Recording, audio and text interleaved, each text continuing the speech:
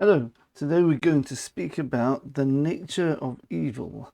So we're going to focus more on where do we see the concept of evil. First of all, we're going to have to define what evil is. There's a few ways of doing that, but I've got a certain way of doing it for this lecture.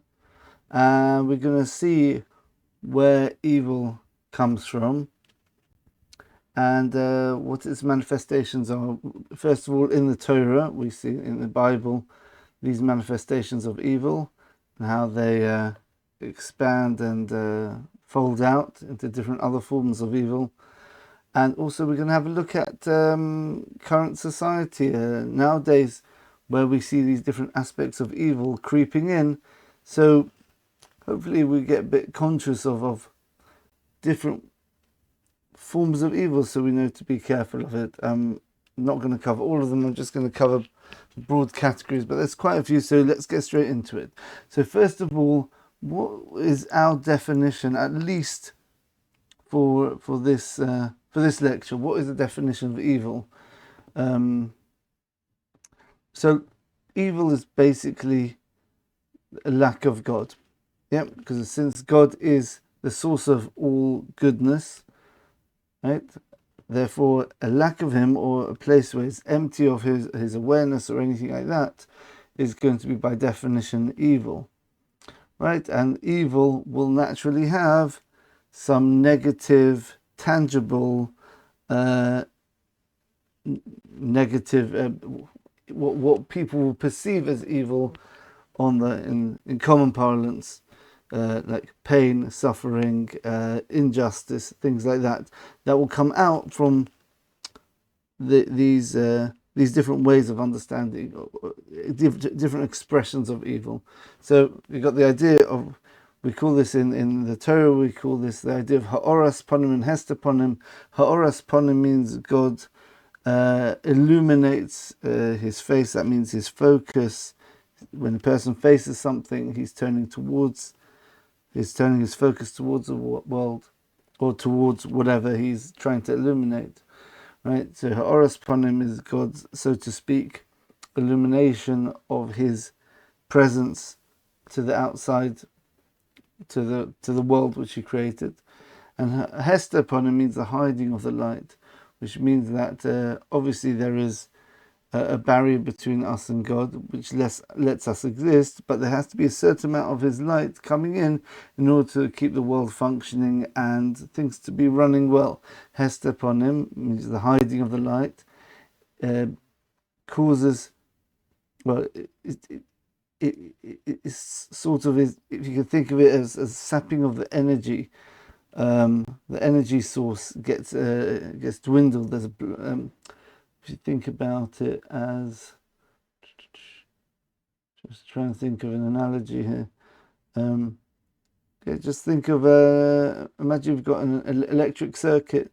You've got a battery. You've got a certain amount of energy there, right? When it's full force, when the switch is on, the battery is going to be pumping the electricity through the wires into the receiver, whether it's a light bulb or whatever the implement is, which is getting powered by the electricity.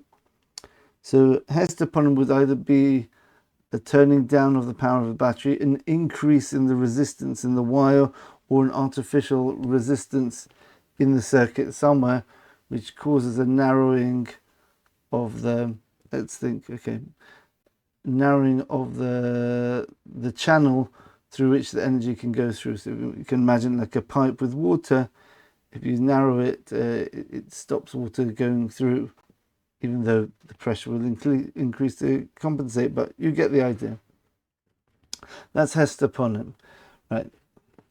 So this is really the root of all evil, ultimately, right? It's not evil itself yet, because we're talking about God just creates a place for other things to exist. That's not real evil, the way humans would describe it. It's I would say darkness, or lack of light. Evil is when people draw on this lack of light, and therefore they have free will because of it, and they choose the negative path. But what what does it mean choosing the negative path? What exactly is going on here? So if you remember our lecture about duality, you'll see a lot of the similar ideas here. Okay, so the way that God wants us to be in the world, the structure of the world, which is going to be the world to come, is you're going to have God as the source of energy, and you're going to have vessels or receivers which are going to be illuminated with that divine energy, which is the infinite pleasure we spoke about in the first lecture. And therefore you've got the source of the energy and you've got the receiver of the energy come to be, there's a unity between them. That is good. Good is when you've got things in the right order. You've got the source of energy, and then that gives its energy to a receiver. And you've got that perfect sort of harmony between them. So therefore evil is the other way around. Evil is when, instead of the source of good relative in the duality, when you've got one is dominant and one is secondary or subjugated, submissive, whatever you want to call it, the problem is going to be when it turns the other way around. And you're going to have the main thing becoming secondary, and the secondary thing becoming primary. So let's think about this. So what was the first sin? Let's start with that. I guess that's a place to start. The first sin was obviously Adam's sin, and we're going to see that this is actually the root of all evil which is in the world from that time until now. Basically, that was the sin, the quintessential sin. Yep. The sin was Adam's sin. So let's have a look what it was, and we'll see these ideas come out. So where do we see this idea of turning God's order upside down? So we know that, I'm going to speak out the ideas loosely, but this is all based on Torah ideas. I'm kind of putting them all together hopefully in a seamless way.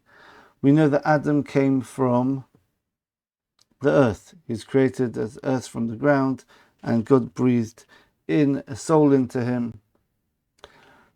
So the physical aspect of Adam was actually from the ground. In fact, the word Adam, or Odom, which means man, comes from the word Adoma. That's one of the meanings of Odom, is Adoma means the ground. Right, so it's the same three letters. So what do we see from the ground? When was the ground created? The ground was created on the third day. And we remember the story there. God says, I want the ground to produce vegetation, trees. And if you look carefully, let's bring it up actually, it'll be very useful here. If we have a look at the actual verses, it says Eitz Peri. You see over here, on the third day, verse 9, right? Speaks about the creation of first of all, the dry land. And then later on is the second thing which is created on that day, which is the things which sprout out from the ground. Tache Oretz Desha, the earth should sprout out greenery, vegetation. Asev, grasses or plants. Mazria Zera, which have seed in them, so they can propagate their own seed, and they can carry on the cycle of producing more seeds, which then produce more seeds and more plants. Eitz Peri. Look at this word carefully. Eitz means a tree, and Peri means fruit. A tree of fruit. Oise Peri Lumino, which makes fruit according to its kind. I mean, we understand now according to the DNA, which is in each tree, produces the fruit which is relevant to that tree. But look what happens here. I mean, even those who don't speak Hebrew can notice the difference here. But what happened in the end? Vatotzei ha'oretz. Let's actually bring up Rashi, so people can, in their own time, have a look at the Rashi's commentary. Right. Here we go. So this is verse 12. Vatotzei ha'oretz, and the earth brought forth Desha, that's the greenery, and the Asev is the plants.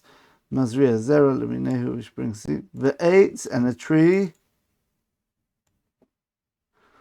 Oisepri, which makes fruits.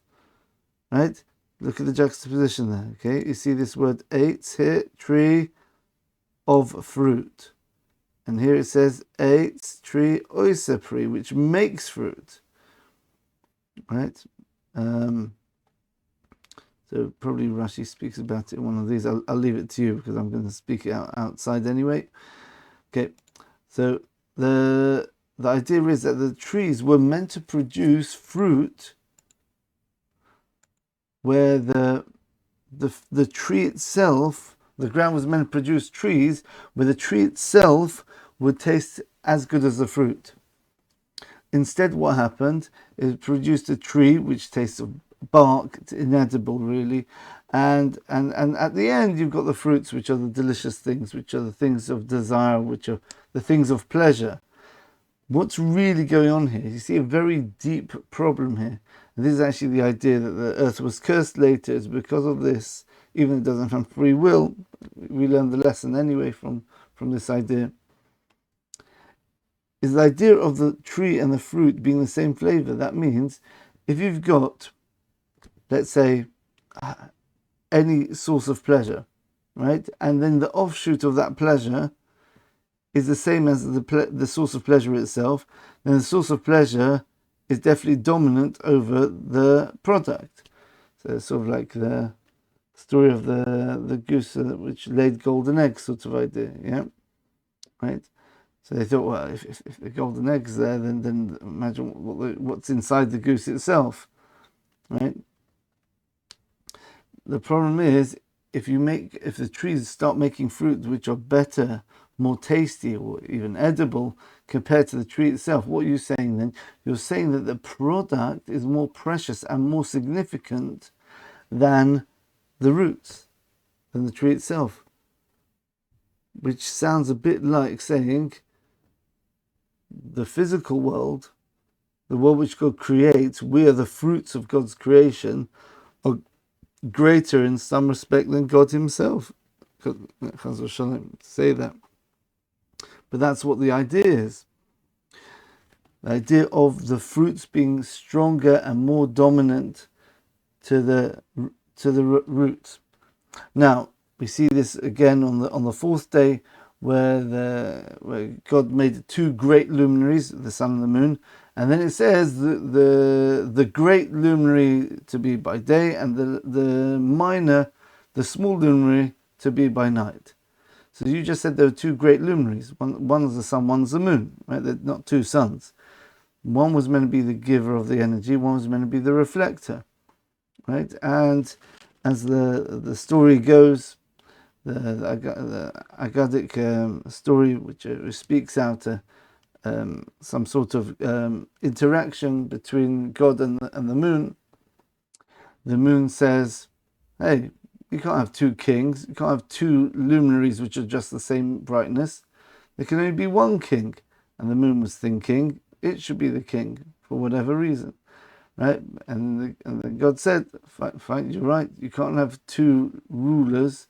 Doesn't work. You can't have 2 kings of a country. There has to be only 1, right? So therefore, we'll make the sun will remain the big luminary, and the moon will just be the receiver of the light, but it won't receive the light in full strength. It won't be that perfect mirror which reflects the light back perfectly, as it should have been originally. The moon reflected the light of the sun back absolutely with that full radiance. But the moon theoretically should have been as blinding as the sun, but instead it made it smaller. So what's going on there? Again, you've got this idea of the secondary thing wanting to be the king, wanting to be the big shot. Yeah, the moon wanted to be the king of the universe. Very strange. The moon only gets its light from the sun, but yet we see this idea creeping in now about the idea of something which is the secondary aspect of a duality trying to dominate the primary aspect of the duality, turning things upside down. And of course, eventually you get, on the sixth day, you get Adam eating from the tree. Adam was created from the ground, so that aspect of the earth is in the body. And the body, okay, there's a whole massive discussion exactly what's going on in the Adam's sin. Specifically, I don't want to get sidetracked on that too much, even though inevitably I probably will, knowing myself. But let's try focusing on the general picture. So Adam eating from the fruit, what's that saying? He's recognizing the fruit. You could say, in fact, we even mentioned once before that there were two trees. There was the Eitz HaChaim, which was the tree of life, which represents the idea of direct connection with the source of life, which is God. And then you've got the Eitz HaDa'as Torah, the tree of knowledge, and knowledge biblically means connection, right? To know someone. Adam knew Chava, his wife. It's talking about intimate knowledge there, right? So when we talk about the knowledge of good and evil, you're talking about the connection and the deep, intimate mixing in of good and evil together, which is basically the idea that instead of having good and evil being an option which we're meant to reject, now sometimes evil can look just as good as good. Sometimes evil is more preferable than good. That's why after he ate from the tree of knowledge of good and evil, which is the lower aspect of the two trees, or the lower tree, he brought into himself, and because he ate it, he made it part of himself intrinsically. Therefore, man is now in a state where the evil is actually confusing him on the inside, and he has to work very hard to purify himself from the evil. It's not just an external test anymore. Now we feel evil, the urge to do the wrong thing inside of us. And that is the root of all evil now. Okay, and we're going to see now how this comes out. Okay, it's very interesting. Just point out another thing, just notice the way, how did Adam end up eating? First of all, it's the snake told Eve, Chava, to do it. So the idea of animals dominating on humans, and then you've got the idea of Chava sinning first and then getting Adam to eat afterwards, which is the idea of the female dominating over the male. The male is always meant to be the giver, the female is meant to be the one which takes and then creates from that energy she gets from the male. But instead here, went upside down again. The female became the proactive driver of the story here. Right. So let's have a look at a few examples in the Torah itself, and then we'll finish off with some manifestations of this idea which we have in modern society. It might get a bit controversial, but hopefully if you watch me enough time, you'll understand. We're trying to understand things on the conceptual level and hopefully see how these ideas, which objectively true ideas, end up manifesting in this world, and each person's got to take what they can where they see themselves vulnerable to this type of way of looking at evil. The idea of what should be secondary becoming primary, and what should be primary becoming secondary. Okay, so let's start off with what happened after Adam. We're going to skip out the whole story of Adam's children, Cain and Abel, the killing there. I'm not going into that.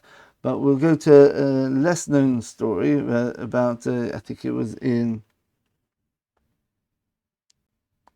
chapter, I think it's right at the end of chapter 4. The end of chapter 4 in Genesis. Right? It speaks about Cain had a son called Enosh. I hope I got that right.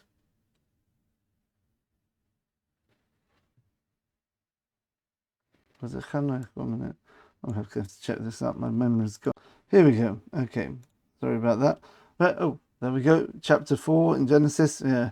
And Adam Yoda. See this word Yoda, knowing. He knew Eve, his wife. And in the previous chapter, we see over here. It's Hadas Tovara and it's actually in chapter 2. It speaks about the tree of knowledge over here.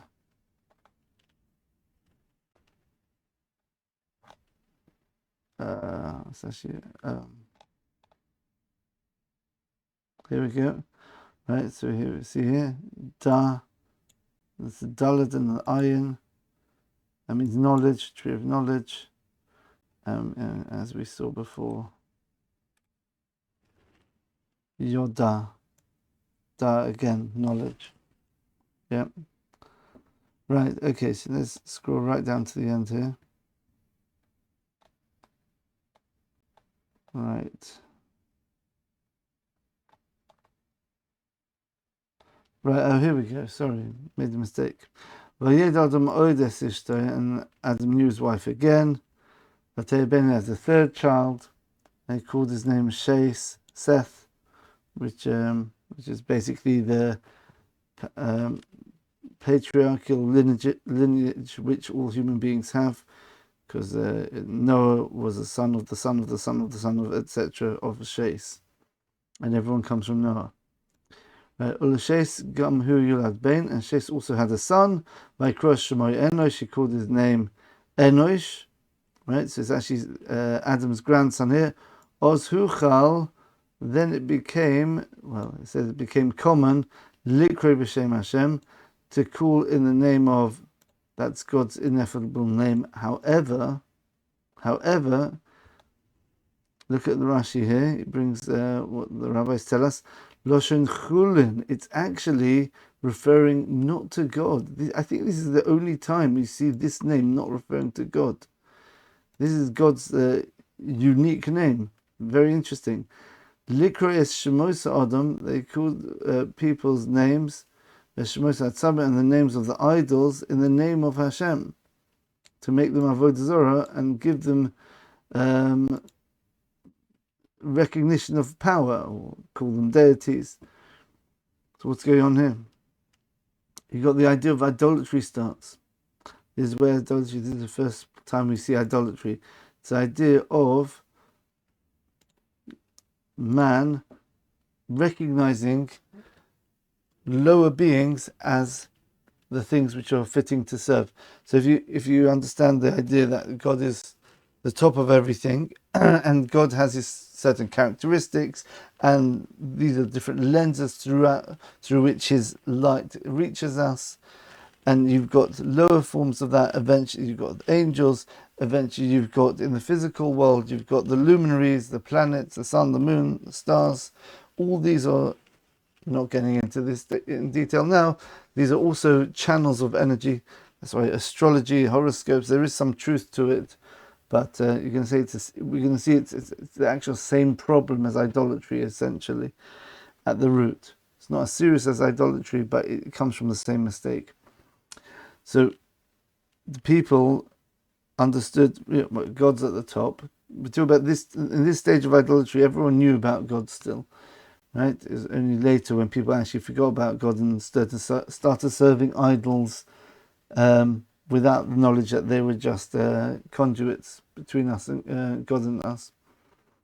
So really, God is the primary, and then these are just secondary energies which are used to filter out God's light so it can reach us in the way where we can communicate with God. But once we recognize these lenses as something in themselves, that starts to make people think, oh wow, okay, so when I pray, where am I really getting my energy from?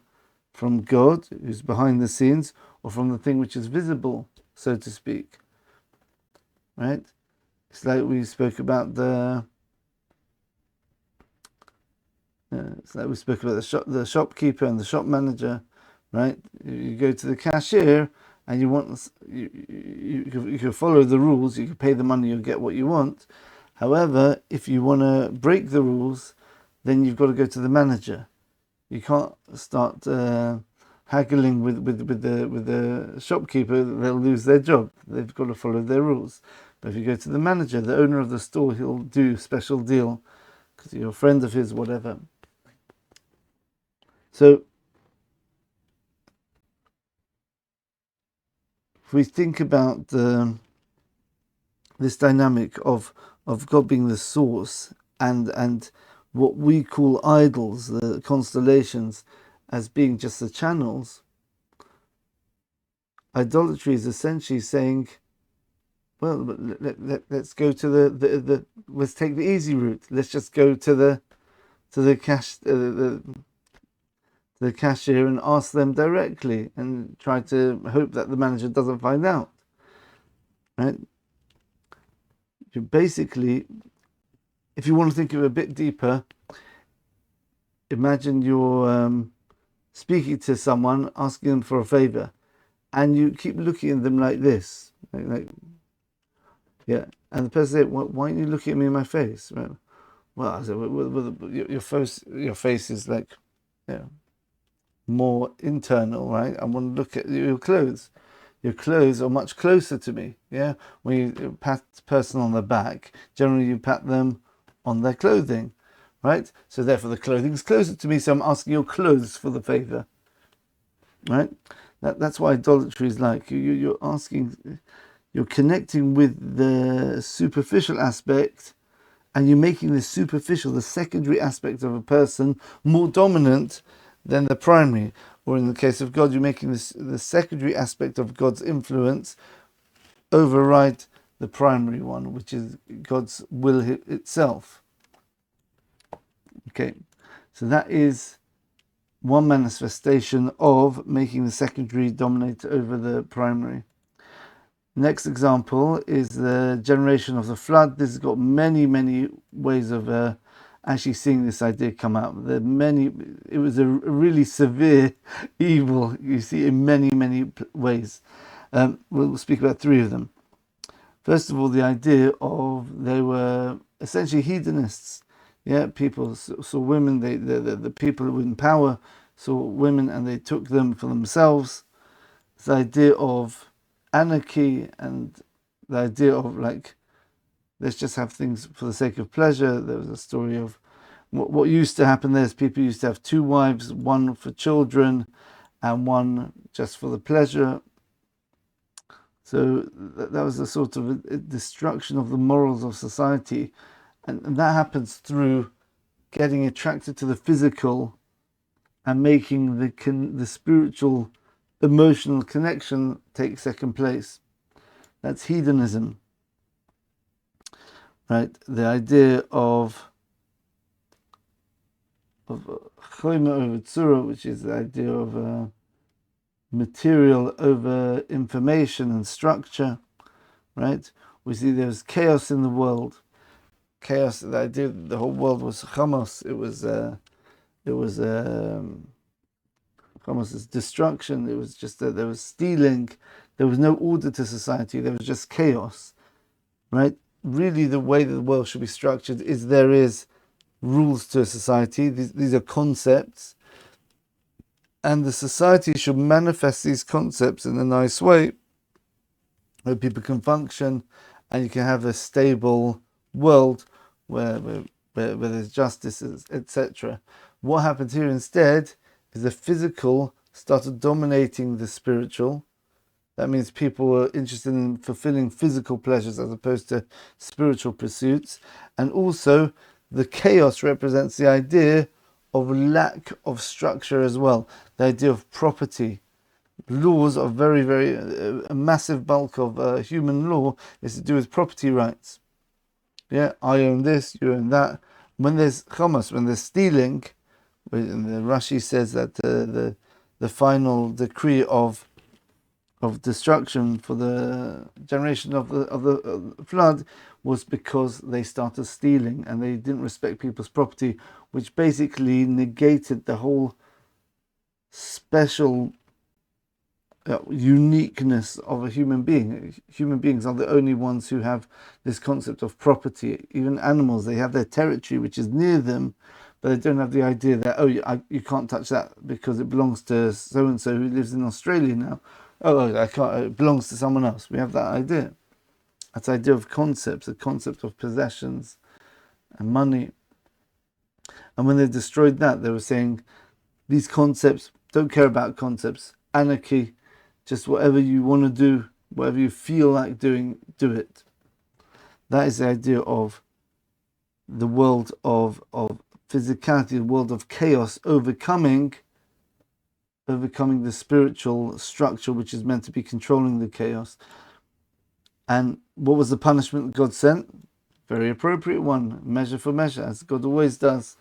He always punishes and judges and rewards in line with the way people act. So since they made the physical and the chaos dominate over structure and rules, so he brought them a punishment which represents that. Water. What is water? Water is something without any structure. Water is the quintessential example of a material which is all material and no structure. Doesn't have a taste even. Doesn't even have a color, right? Definitely doesn't have a form or a shape. It always takes the shape of any structure it's put into. A bowl, it will be the shape of a bowl. A bottle will be the shape of a bottle. So God says, fine, I'm going to dissolve the world. That's what happened. Rashi says that the water actually dissolved 3 handbreadths into the actual earth itself. The whole world was just basically disintegrated and dissolved into the water. Right? That is the punishment of people who go after structureless, of chaos, right? But there's no structure to the world anymore. Fine, okay. So we'll put it in the water. Water also corresponds to the eyes. The eyes are the place where water is very dominant in the body. The jelly of the gel of the eyes, right? So the idea that people went after their eyes, they looked on the superficial level. They looked at other people's possessions. I want that, but they didn't think, but that belongs to someone else. They looked at women who didn't belong to them. So the eyes, they were attracted after the eyes. They shouldn't have thought, 1 minute, I'm not married to that person. Right? Everything was attracted, was drawn after the external senses. The light of the fourth day, you could say. Hopefully we'll speak about this more when we get to Hanukkah, which is in a couple of nights. The festival of Hanukkah, which is all about the battle between the Greeks and the Jews, 2 forms of light, the first day and the fourth day. Okay, that is the flood. And then we have the story of the Torah the Tower of Babel, right? Again, you see the idea, we spoke about this a couple of times, the idea of taking the town and the tower, but what's at the top of it? It's like the body and the neck, but what should be dictating what the emotions of the neck? 2 different ways of looking at it. Should want, and then that desire affects the body follows the lead of the mind through the neck. Instead, it was the other way around, right? They built a city with a town, with a tower, but let's make our own Hashem, our own source, our own spiritual source for the world. This is the idea of not so much idolatry here. This is the sin of basically heresy, I guess you'd call it. The idea of denying God, cutting God out of the picture completely, and saying that our rules are significant, our ideology, Mother Russia, as we see with the communists, because this is essentially communism we're talking about here, right? The ideology is more important than human life.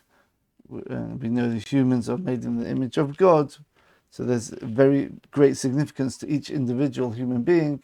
And they say, no, but our ideology is better than that. So they made the neck, but they left the place open for their own insert here ideology, right? So they made their ideology dominate over, well, they tried to make it dominate over God, right?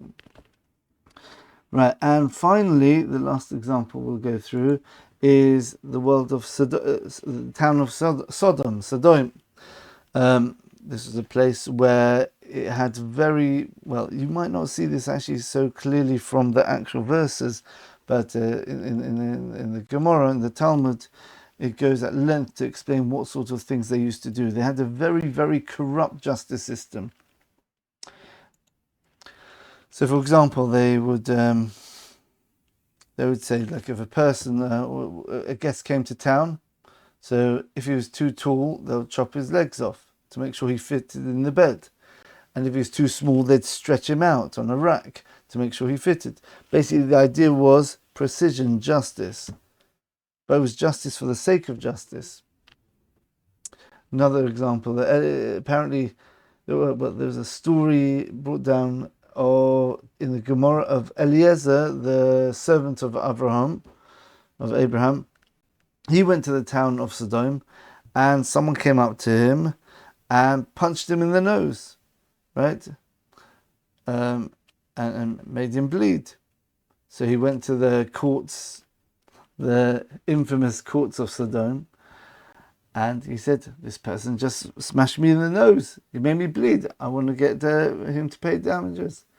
So the judge thought about it and said, okay, well, yeah, okay, you have to pay up. And Eliezer saying, thank you very much. No. You, Eliezer, have to pay up. Why do I have to pay up? The guy hit me. Well, bloodletting is a service. So technically, right, he's done you a favor and he hasn't got paid for it. He did a service to you. He did bloodletting. Bloodletting, even until recent times, was a thing, a service. The barber shops, that's why they have the red and white swirly thing outside, because there used to be bloodletters as well. That's what the red represents there. So you've done a service, you've got to pay him. So Eliezer, of course, clever man, Talmud of Abraham, he went up to the judge, said, oh really? Okay. So he went and boom, punched the judge in the nose. So, okay, fine. So you owe me now. Okay. So instead of me paying him, you owe me, I owe him. So you just pay him the money. Right? That's how he got out of that one. And many stories like this, and they hated anyone who would guess. We see this special aversion to having guests and hospitality that we do see in the Torah about Lot wanting to invite in the angels and say, get in quickly before you get found out. And the people of Sodom came, hey, we had you have guests in, take them out. And they want to do terrible things with them. So what's the idea? What's this aversion to having guests and kindness? So the idea of guests and kindness is that we should be givers to others, right? The problem is, right, we spoke about our very first lecture, there's a danger of being a taker, not a giver. In fact, our most previous lecture, actually, we spoke about the idea of kindness and giving and love. We should all be givers. But the thing is, you've got to give to someone, so therefore, there has to be a taker, but ultimately that taker is giving you the opportunity to give. So therefore, if a person graciously takes what you're offering, right, then they're actually in a way giving you the opportunity to express goodness and be a good person, right? And we spoke about the three Avos, the three patriarchs lecture. We spoke about how Yitzchok comes from Abraham, Isaac comes from Abraham, which represents the idea of justice and self-control coming from kindness. The idea of justice is you are what you get what you earn. That means if you do something, then you get. If you don't do the right thing, you don't get. The people of Sodom took this idea and corrupted it. This is, by the way, the idea of the three angels coming at the same time to Abraham to on one hand tell him that he was going to have a child, Isaac, which is the idea we spoke at in the very first Keystone lecture, that the idea of the ultimate kindness is making a person work for their reward or their to be self-sufficient. right? So the idea of the ultimate kindness being the source of justice is seen in the idea of Abraham being the father of Yitzchak, where so justice shouldn't be used as an end in itself, right? It should only be a way of bringing out kindness. The people of Sodom corrupted that idea. Yeah, that's why one of the angels came to destroy Sodom, because they're the opposite of this idea of Abraham being the source of Yitzchak, of kindness being the source of justice. So what Rav Moshe Shapiro, Alav Hashalom, says, how he explains it. So the corruption of justice, that's what Sodom was all about. They said, the Mishnah in Pirkei Avos, in the Tractate Avos, says that someone who says, what is mine, what's yours is yours, that's a normal person, right? That's a normal, regular person. That's a fine way to act. But some people say that actually this is the mid of Sodom. This is actually the characteristic of Sodom. They say, what's mine is mine, but not just what's mine is mine, what's yours is yours, and you better keep it and not give it to anyone else. What's the idea? Where are they getting this from? They looked at the world as absolute justice. So therefore, if a person takes, he's lost his right to live. Because we all have to be givers like God. As soon as we're takers, we're the opposite of God, we lose the right to exist. Because we're cutting ourselves off from being similar to God. Well, by being dissimilar to God, we're becoming the opposite of God, which means that our link to existence gets severed, right? And we explained that's the idea of mercy, that practically the world doesn't work like that because of the attribute of mercy, which gives a person time to fix it, right? But they understood as soon as you take, you've lost your right to exist. That's just half the equation. If you're a taker, you lose your right to live. What happens if you give to someone? If you give to someone, you're causing them to lose their right to live. You're a murderer. What an incredible corruption of justice. Everything's completely upside down as it should be, yeah? You can't have a giver without a taker. It's nonsensical. But because of this corruption of justice, and they say that justice is not merely an offshoot, a product, an expression of kindness, like we explained. Actually, justice is the main thing. You strict for the sake of being strict. That is the ideal itself. Strictness for the sake of being strict, which we explained in that lecture there.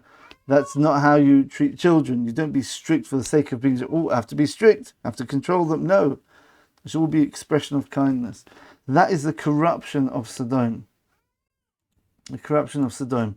They took the secondary characteristic of how people should act, which is, or of God's attributes, which is justice, which should only really be an expression of kindness, and they say, no, justice is everything. No room for kindness. Kindness takes a back seat.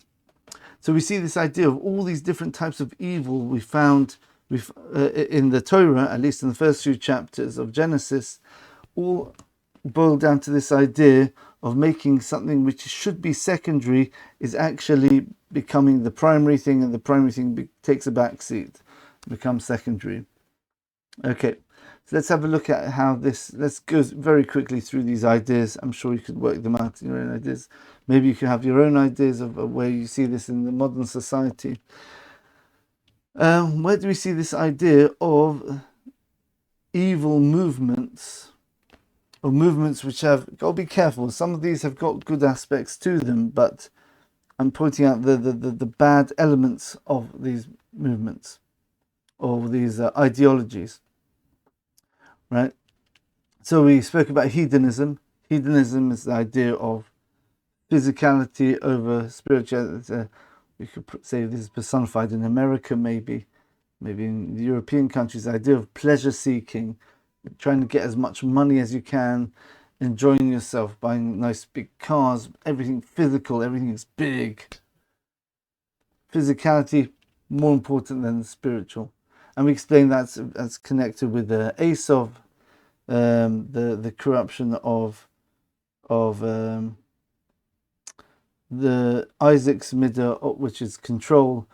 Esau takes that, and that represents the Western societies. It's the idea of like being attached to doing stuff, making stuff, but making it not for a higher purpose, making it for the sake of making. That's why Esau is spoken about such a low way in the prophets.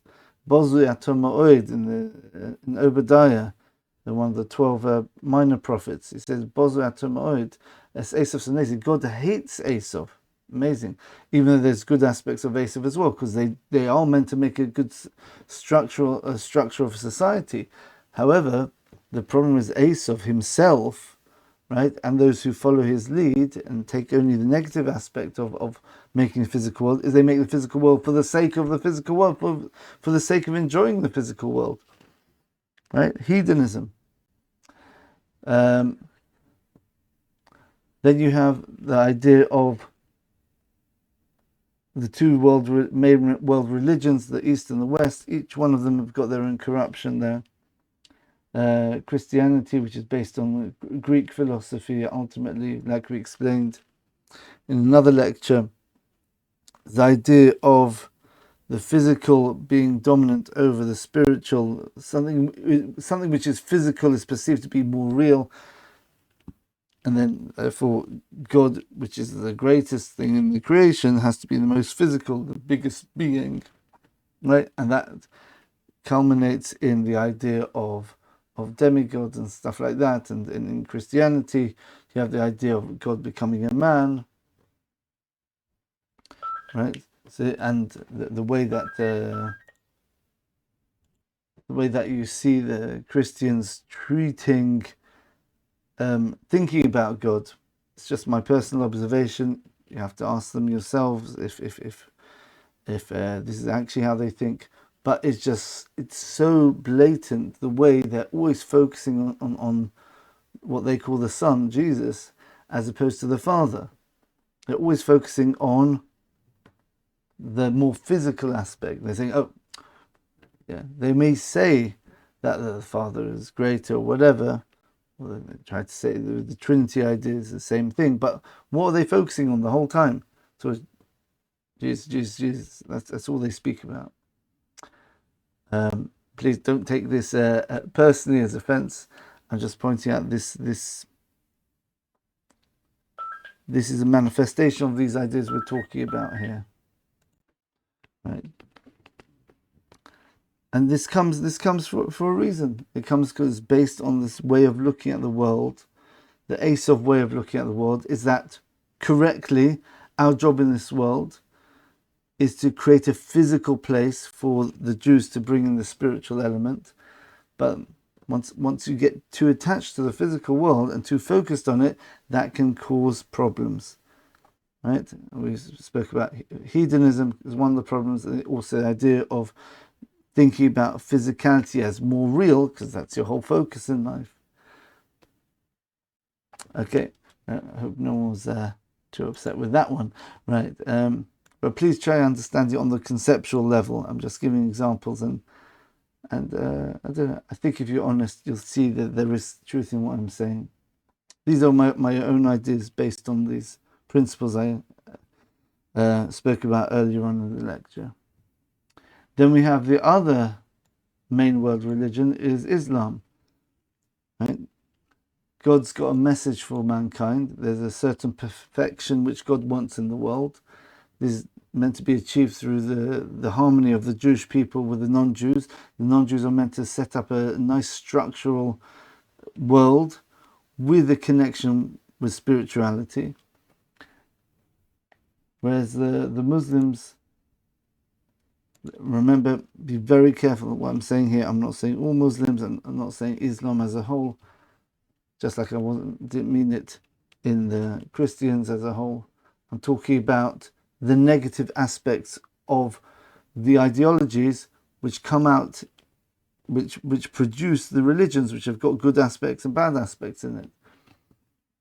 I'm focusing on the bad aspects, obviously, because that's the name of this is the topic we're speaking about, the negative. The idea of the message, God sends a message to mankind, yeah? Instead, the Muslim ideology is that God, he gave a message, but there was another message through one of his prophets later on, through the angel Gabriel, I think that's what they say. So he's saying that a secondary message comes in. Okay, fine. Okay, so you might think, all right, maybe there was a second prophecy, but let's say that's not the Jewish position, obviously. But even if you want to say that, so how should you look at it? Okay, so Judaism and the Torah is the original message, and that is a message which is the primary one. And you've got a secondary message, which is the one of Islam. But instead what they do, they said, no.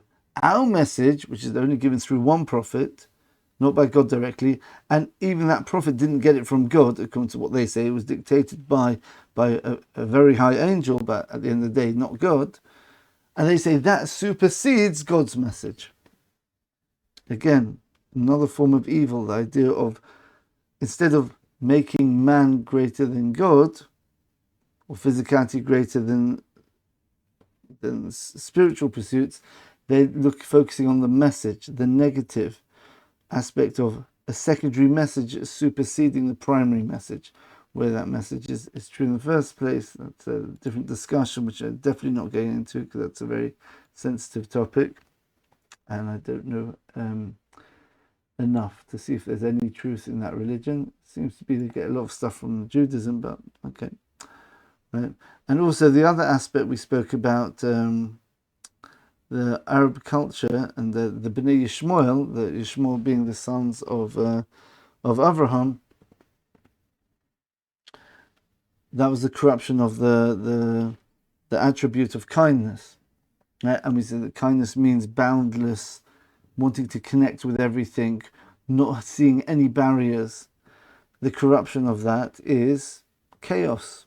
It's the exact opposite of Esau. Esau's job is to build up society, but then you get stuck, you get fixated on this nice physical world you're creating. Whereas Yishmael does the opposite.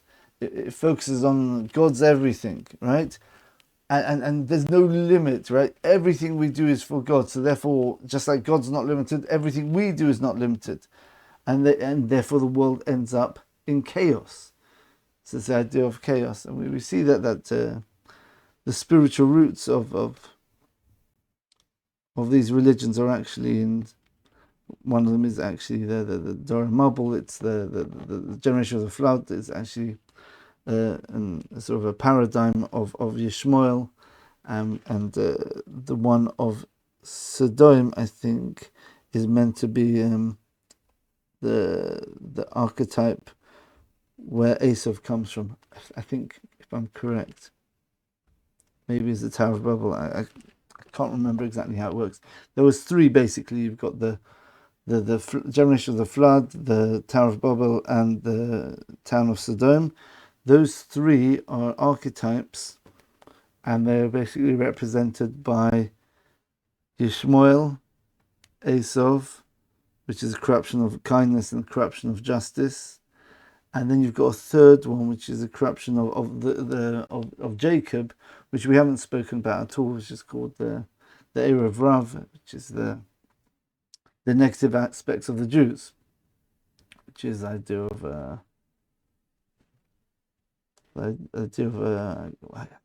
there's lots of negative aspects in that one. It's the idea of arrogance, I think, was one of them. Arrogance, right? I think so. Anyway, whatever it is, they fit into those three, and the three sons of Noah as well. Chom is the heated one. He's the one who's got the physical desire. He's the one who couldn't control himself in the Teva, in the ark, where they were meant to be separate from their wives. Chom was the only one who wasn't. that represents the idea of I don't want boundaries, I don't want restrictions. Whereas Yefes is the idea of physical beauty, which is Asof, which is the idea of the Western society, the beauty of Western architecture, of Western art. And you got Shem, which is the idea of spirituality, right? The idea of that's the Jewish people. Okay, so I got past that one. That was awkward. All these examples are awkward. They're always gonna offend someone. These ones. So I'm treading on eggshells here. Right. You've got the idea of anti-Semitism. If you understand that Jews are the ones who are the chosen people to do God's job in the world, we're the ones who are meant to be giving the message of morality to the world.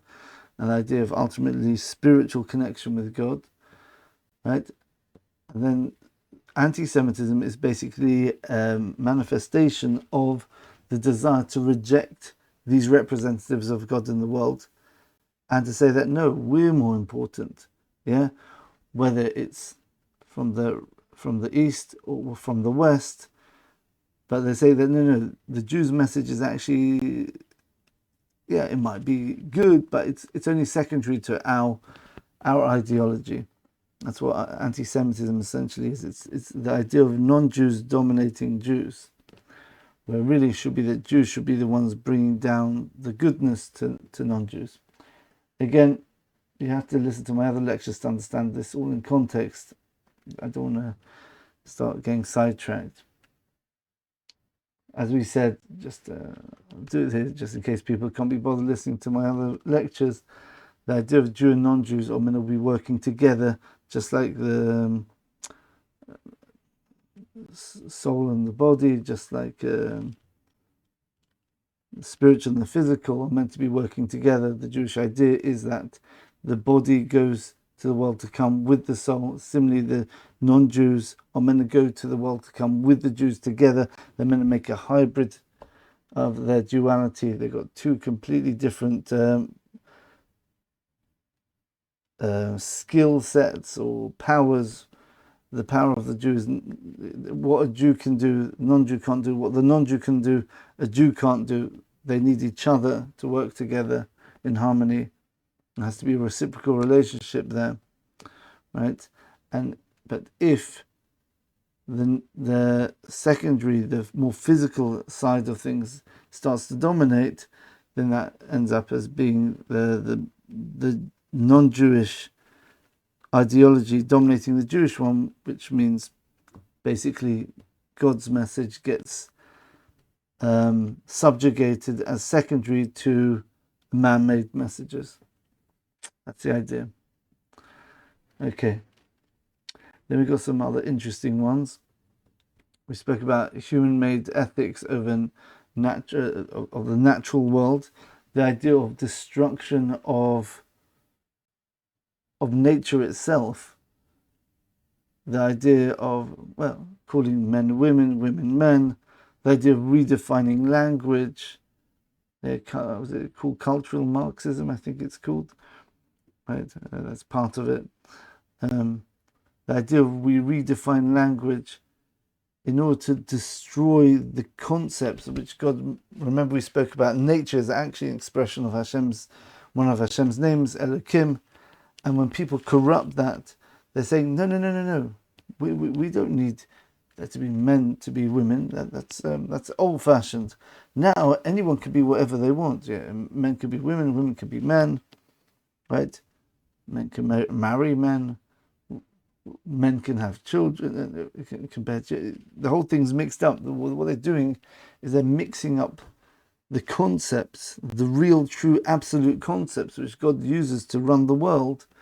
And they're saying, no, we're going to redefine it. We've got our own language, our own definition of concepts.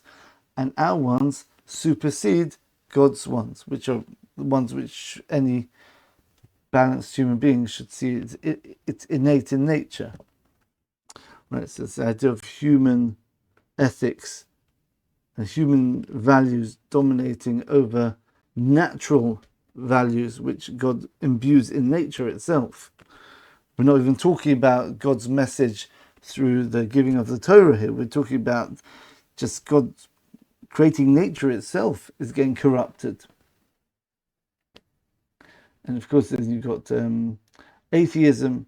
Atheism is the idea of this physical, natural world is more real than the unknown world, the spiritual world.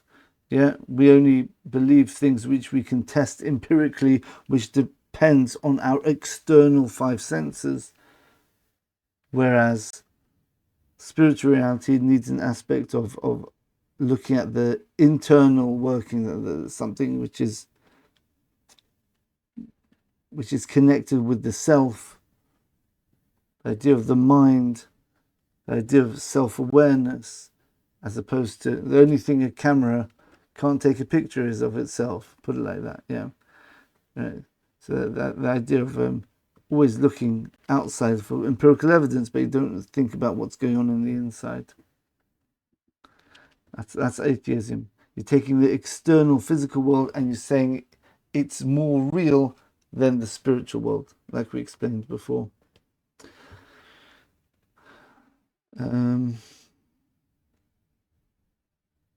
You've got, at the moment, you've got all these protests going around the world about that we want peace between everybody, but they're missing values. There's certain values. You can't just have peace and then values get corrupted, right? The idea of self-defense, the idea of morality, right? I said, no. Oh, we're pacifists in every situation. But if a person's, let's take a non-political example. You see one person running after someone else, right? The only way you can stop him is by tackling him, knocking him down to the ground, sometimes even injuring him or killing him if he's trying to kill the other person. I said, no. I've got no right to be cruel to this person.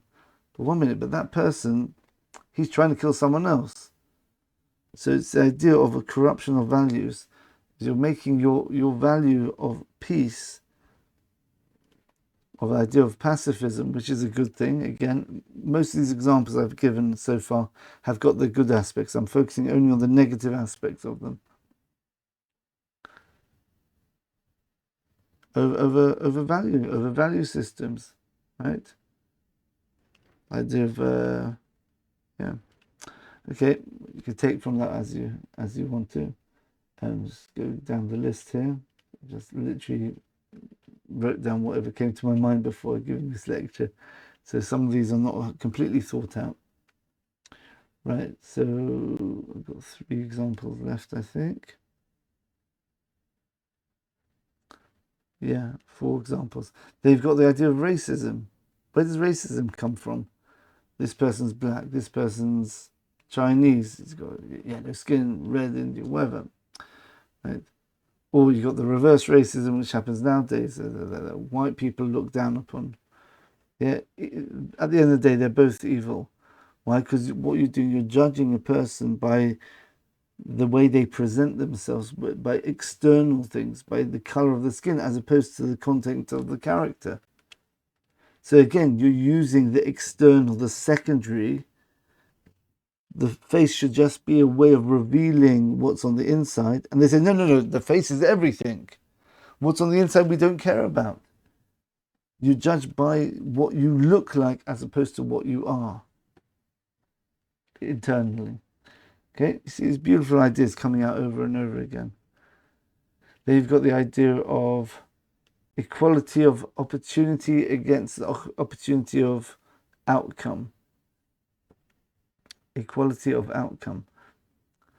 The idea is that you should base a person's merit on what they do, right? That's who they are, that's the internal, as opposed to what they happen to be in terms of, again, their race or their background, which is nothing to do with them. Yeah, you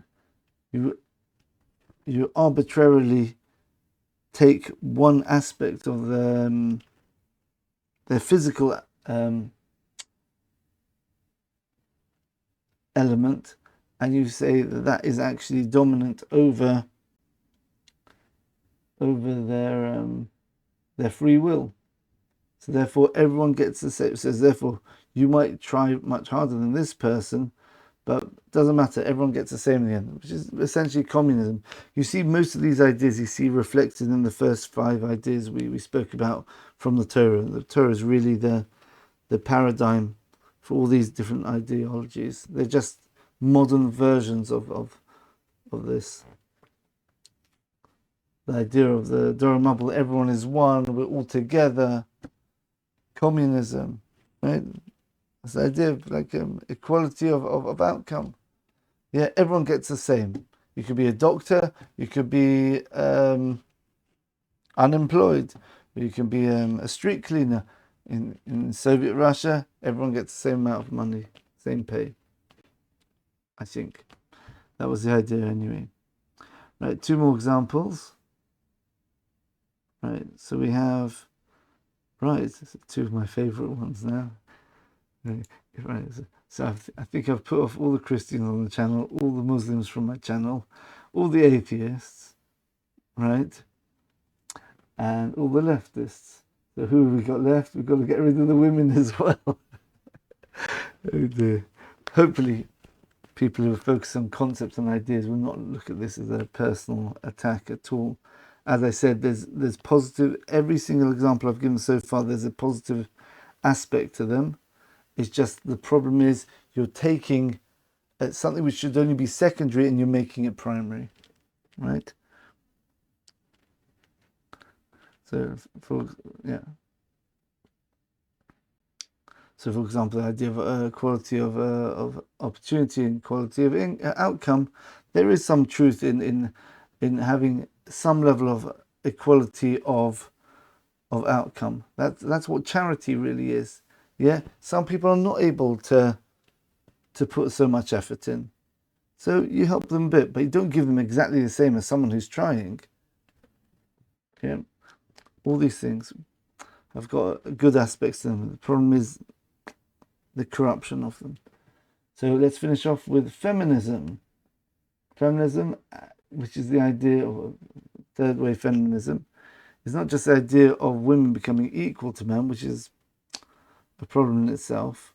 Right? The idea that men and women, it's not that men are better than women or women better than men. Men and women are different. However, there is the idea that men are the ones who give the direction, the women are the more nurturers, the ones who actually bring life to the world, right? And the men are meant to be the ones with the idea of the concepts and the direction and the idealism. Women are meant to be the ones which can actually bring that out into the physical world, right? But the problem is, third wave feminism, I think this is what it's called, is saying that actually it's not that we want women to have rights, which is totally fine. Women should have rights. In Judaism, we believe in that as well, 100%. Probably the only religion which always believed in that women were very important and were not looked at as secondary, as in a negative way, as slaves, as some cultures look at them. But the problem is that this new third wave feminism is actually looking at not just women should have rights, is that they hate men. Yeah, we don't need men anymore, which is ridiculous. Women, do you need a man? Of course not. How are you going to have children? Yeah, we can work it our way. Don't worry, that's no problem.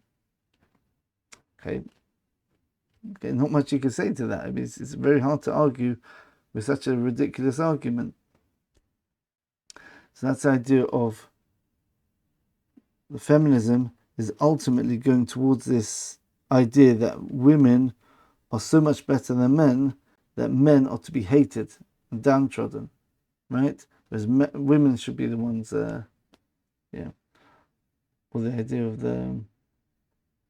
we have a similar idea, the idea of like victimhood culture. Yeah, it's very good. People who are victims genuinely should be looked after. You shouldn't have compassion on people who are victimizing others.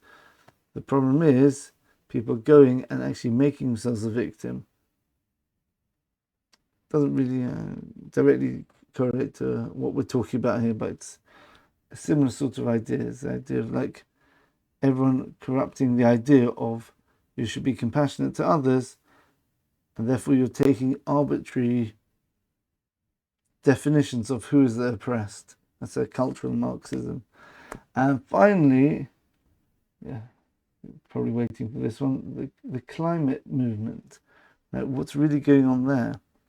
So if you hear what a lot of them are saying, they're not just concerned about having a nice clean world. That's not what they're about. They're going much further than that. They say, oh, we can't have oil. So what's going to happen? People are going to be in poverty. Okay, but at least the Earth's not going to get damaged. So how badly can the Earth get damaged through climate change, right? Even if it is man-driven, right? It's going to be, the temperature's going to rise 2 degrees. So what? People are going to die. All right. So therefore, what are you doing? So therefore, people are important, right? So by cutting out oil, people can't afford food now. They can't afford heating. People are dying now because of your movement, right? The oil prices are shooting up and things like that.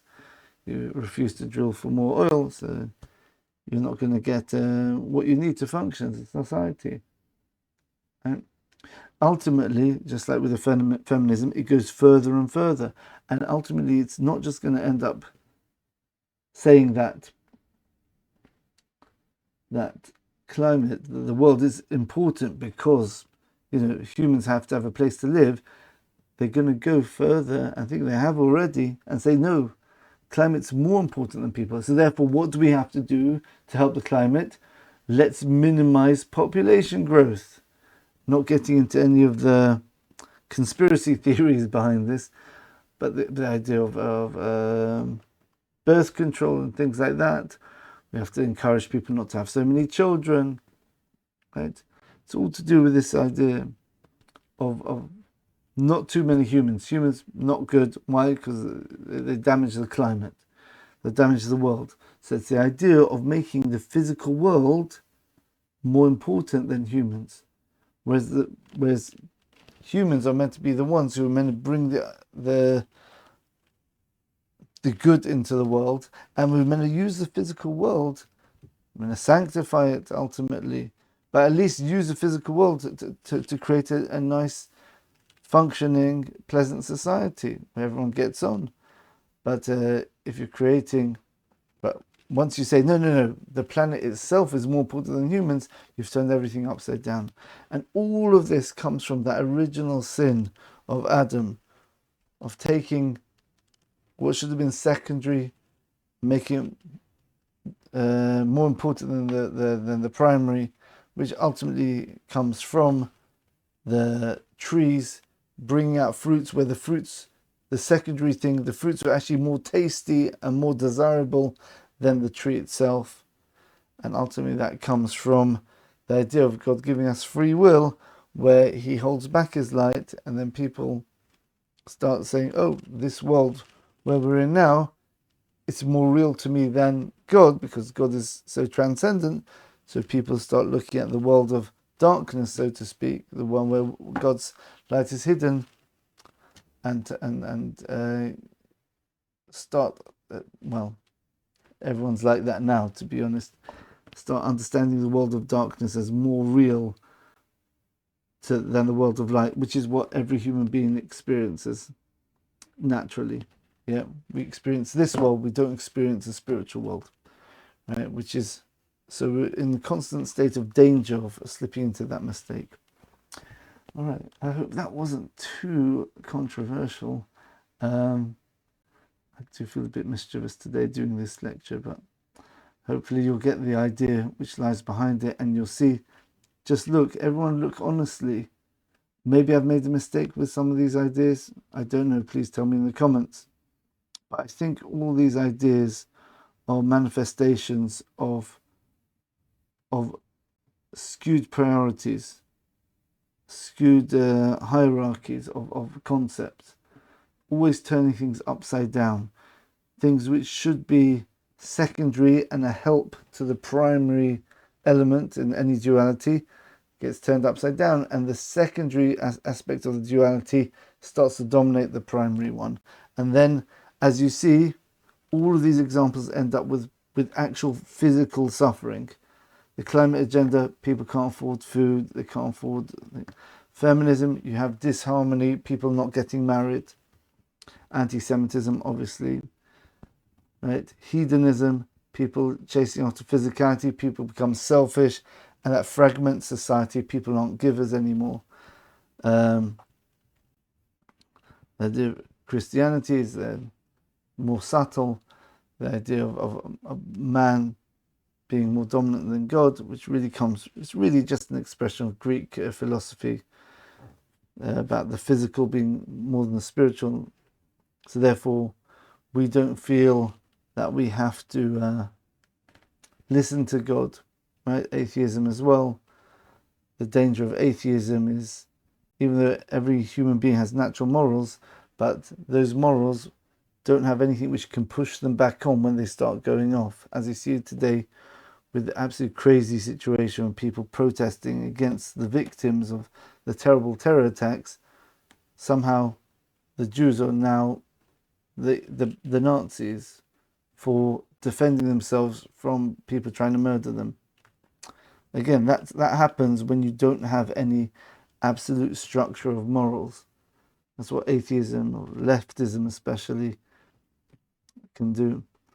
And we all know, especially people in America, and about the skin color, about racism, right? Okay, so you think that white people are better than black people, right? You focus on persons' immutable characteristics. What's that mean? That means persecutions, and people can't do anything to change it. You can't help yourself, right? They're not to do with free will anymore. So people get persecuted. You get discrimination, prejudice, and you have persecution of people who are different skin color. And ultimately, the equality of outcome means people don't have the will to do anything anymore. Because why should I work very hard to become a big professor or doctor in order to benefit society and in a way which is very powerful, when I could just be a street cleaner and get the same amount of money?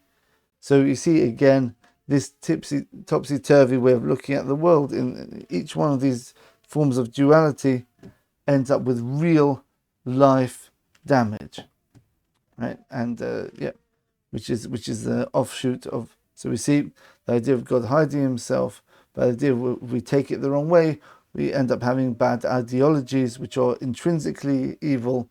The idea of turning the things upside down is what the definition of evil is. Yeah. And that ends up with what the man on the street would call evil, i.e. suffering and injustice. Okay, so on that positive note, that's the end of this talk. So thanks for listening.